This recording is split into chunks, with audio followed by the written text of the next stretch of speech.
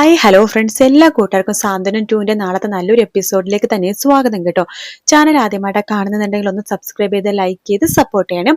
അപ്പൊ നാളത്തെ എപ്പിസോഡ് നടക്കാൻ പോകുന്ന ഭാഗമാണ് പറയാൻ പോണത്. അങ്ങനെ നമ്മുടെ അമ്മയാണെങ്കിൽ ധർമ്മൻ ഇങ്ങനെ വിളിക്കുന്നില്ല. ധർമ്മൻ ഇങ്ങനെ കാത്തു നിൽക്കുക കേട്ടോ, ധർമ്മം വരുമ്പോ ഈ കാര്യങ്ങളൊക്കെ പറയാനായിട്ട്. അങ്ങനെ ധർമ്മൻ എത്തുമ്പോഴേക്കും ധർമ്മ ഇങ്ങോട്ട് വന്നേടാ എന്ന് പറഞ്ഞ് വിളിക്കാണ്.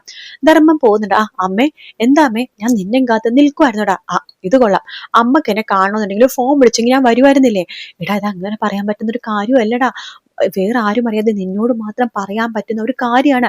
അതിനു വേണ്ടി ഞാൻ നിന്നെ അന്വേഷിച്ച് ഇവിടെ നിൽക്കണത് ഇത്രോ നേരം. എന്താ അമ്മേ, എന്താ കാര്യം? അമ്മ എന്താണെങ്കിലും കാര്യം പറഞ്ഞോ. എടാ, ഞാൻ നമ്മുടെ ദേവമംഗലത്തിൽ വലിയ പ്രശ്നം നടന്നില്ലേ, ദേവിയുടെ കുഞ്ഞു നഷ്ടപ്പെട്ടില്ലേ. അതേമേ, അതൊക്കെ ആലോചിക്കുമ്പോ മനസ്സിൽ സഹിക്കാൻ പറ്റുന്നില്ല വിഷമം.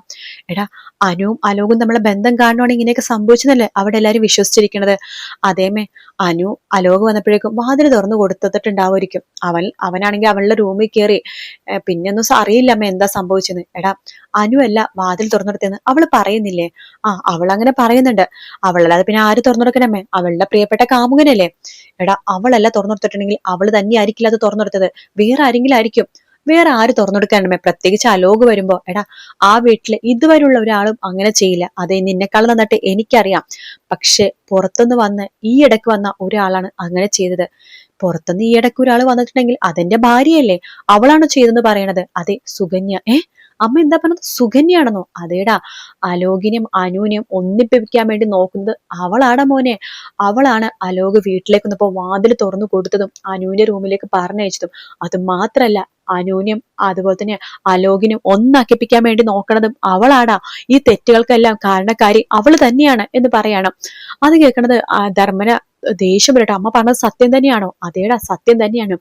ഇന്ന് സുകന്യ ഇവിടെ സംസാരിക്കുന്നത് ഞാൻ കേട്ടതാണ് എന്ന് പറയാണ്.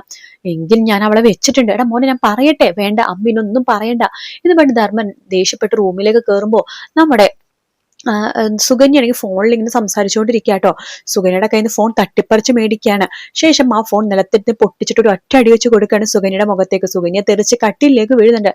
ധർമ്മേട്ടാ, നിങ്ങൾ എന്തീ കാണിച്ചത്? എന്റെ മുഖത്തിട്ട് അടിച്ചു അല്ലേ നിങ്ങള്? അടിക്കല്ലേ, നിന്നെ കൊല്ലും ഞാൻ. നീ കാണോ ഈ കുടുംബം നശിഞ്ഞു പോയത്? ധർമ്മേട്ടൻ എന്തൊക്കെയാ പറഞ്ഞ? ഞാൻ കാണോ? ഞാൻ എന്ത് ചെയ്തു? നീയാണ് എല്ലാം ചെയ്തത്. സത്യം പടി, അലോക് ഇവിടെ വന്നപ്പോ വാതിൽ തുറന്നെടുത്തത് നീയല്ലേ? ഞാനോ?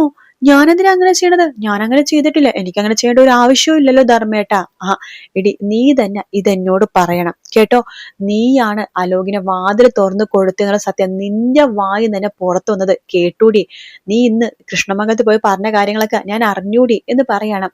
അപ്പോഴേക്കും സുകന്യ, അത് ധർമ്മേട്ട, അവൻ വന്നത് എന്തിനെന്ന് എനിക്ക് അറിയില്ലായിരുന്നല്ലോ. എനിക്ക് മനസ്സിലായി, നീ അനുവിനെയും അലോകിനെയും ഒന്നിപ്പിക്കാൻ വേണ്ടി നോക്കണ്ടായിരുന്ന നീയാണ്.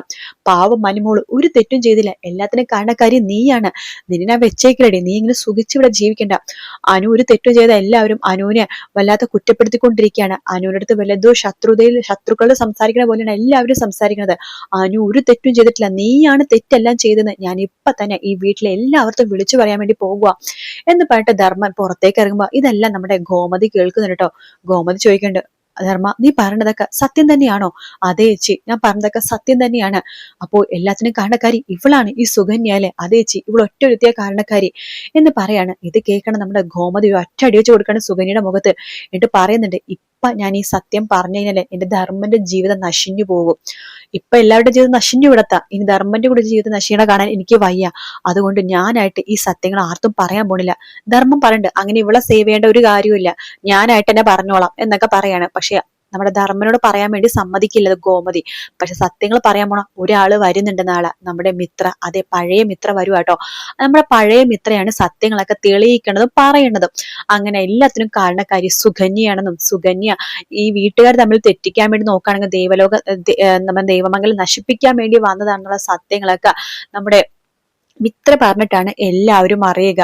അനു തെറ്റൊന്നും ചെയ്തിട്ടില്ലെന്നും ദേവിയുടെ കൈപ്പിഴ കൊണ്ടല്ല കുഞ്ഞ് നഷ്ടപ്പെട്ടെന്ന് ആനന്ദം അറിയാൻ പോകുന്ന ഭാഗവും ഈ ആഴ്ച തന്നെ ഉണ്ടാവും കേട്ടോ. അപ്പൊ എന്തായാലും ഇനി വരുന്ന ആഴ്ചയിലെ ഭാഗങ്ങളൊക്കെ തന്നെ നല്ല അടിപൊളി ഭാഗങ്ങളൊക്കെ തന്നെയാണ് കേട്ടോ. അത് മാത്രല്ല, നമ്മുടെ മിത്ര വരുമ്പോഴേക്കും പോലീസുകാരി ആയിട്ടാണ് മിത്ര, അതായത് ടെസ്റ്റും കാര്യങ്ങളൊക്കെ പാസ്സായിട്ടാണ് മിത്ര വരുന്നത് കേട്ടോ. അപ്പൊ അതിന്റെ ഒരു സന്തോഷം എല്ലാവർക്കും ഉണ്ട്. പക്ഷെ ദേവിയുടെ വിഷമം ഒട്ടും മാറുന്നേ ഇല്ല. ദേവാനി വരുന്ന ഭാഗവും ഉണ്ട് കേട്ടോ അതിന്റെ കൂടെ. വീഡിയോ ഇഷ്ടപ്പെട്ടാൽ ലൈക്ക് ചെയ്യുക, സബ്സ്ക്രൈബ് ചെയ്യുക, കമന്റ് ചെയ്യുക. മറ്റൊരു വീഡിയോ ആയിട്ട് കാണാം friends. Take care, bye bye.